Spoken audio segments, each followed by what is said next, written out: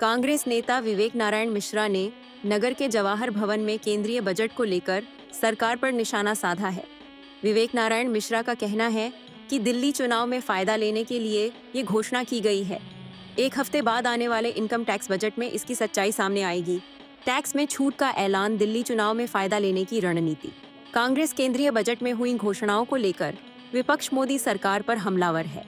कांग्रेस ने बजट को आमजन के लिए कोई फायदा न पहुंचाने वाला बताया है। 12 लाख पर टैक्स में छूट को दिल्ली चुनाव में फायदा लेने वाली घोषणा बताया है।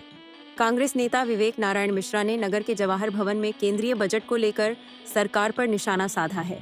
विवेक नारायण मिश्रा का कहना है कि दिल्ली चुनाव में फायदा लेने के लिए ये घोषणा की गई है। जो कल देश का आम बजट पेश हुआ है, ये बजट से जनता को कोई राहत नहीं मिलने जा रही है और ये बजट भी इनके पिछले बजट के तरीके से आंकड़ों की सिर्फ बाजीगरी है और इसके अलावा इसमें कुछ नहीं है। जनता की आप बात करें तो देखिए, इसमें शहरी विकास मंत्रालय, ग्रामीण विकास मंत्रालय, कृषि के लिए, हेल्थ के लिए, सोशल वेलफेयर के लिए, इन सारे में तो बजट कम कर दिए गए हैं। तो जनता तो मेन इसी से कवर होता है। महंगाई पे कोई उसमें कोई प्लान नहीं था, बेरोजगारी के लिए कोई बात नहीं करी गई है और इन सब के ऊपर जिसके लिए मोदी जी बहुत कहते थे 5 ट्रिलियन की इकनॉमी, वो पूरी नहीं हो पाई कि 10 ट्रिलियन की बात करने लगे, विकसित भारत की बात करने लगे, उसका भी जिक्र इस बजट में कहीं नहीं है। अब पर आयकर को लेकर 12 लाख की छूट दे रही है, इससे तो राहत मिलेगी।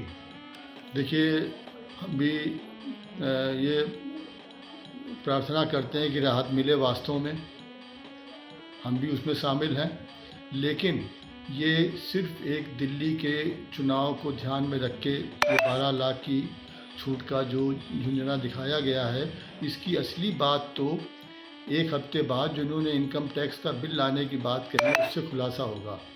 क्योंकि दिल्ली में सबसे ज़्यादा मध्यम वर्गीय लोग रहते हैं और वही सबसे ज़्यादा इनसे नाराज़ था, तो उसके हिसाब से इन्होंने उसको साधा है। बाकी ये अभी तो एक उनकी पुचकी है, तमाचा तो एक हफ्ते बाद मिलेगा जनता को। पर बिहार को लेके क्यों मेहरबान है? देखिए, बिहार को लेके ही तो इनका पुराना है कि ये सत्ता के लोग हैं, इनको तो बिहार का चूँकि चुनाव नज़दीक है और ऐसे लग रहा है जैसे बिहार में पहली बार कोई चुनाव हो रहा हो और इन्होंने वहाँ को लेके जो घोषणाएं करी हैं वो अगर आप उनका देखें सब मिला के तो मुश्किल से 70-80 हज़ार करोड़ से ज़्यादा की नहीं होंगी। तो आपको याद दिलाएं कि जब बिहार का बंटवारा हो रहा था उस समय आडवाणी जी ने भी बहुत बड़ी घोषणा करी थी बिहार के लिए। उस फंड का भी आज तक पता नहीं चला कि कहाँ गया वो फंड। उसी तरीके से याद करिए, 9 साल पहले आरा में प्रधान सेवक जी ने ऐतिहासिक भाषण दिया था। उस भाषण में जनता से पूछा था कितना दें, 50 लाख करोड़, 60 लाख करोड़, 90 लाख करोड़, क्या और ज़्यादा। फिर आखिरी में 1.25 लाख करोड़ की घोषणा करी थी, लेकिन 9 साल हो गए, वो फंड कहाँ है।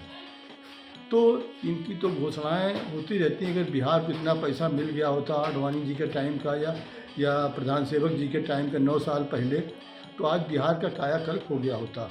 और इसीलिए देखिए, नायडू जी नहीं बोल रहे हैं, वो जानते हैं कि सिर्फ सरकार की पोस्टरबाजी है ये।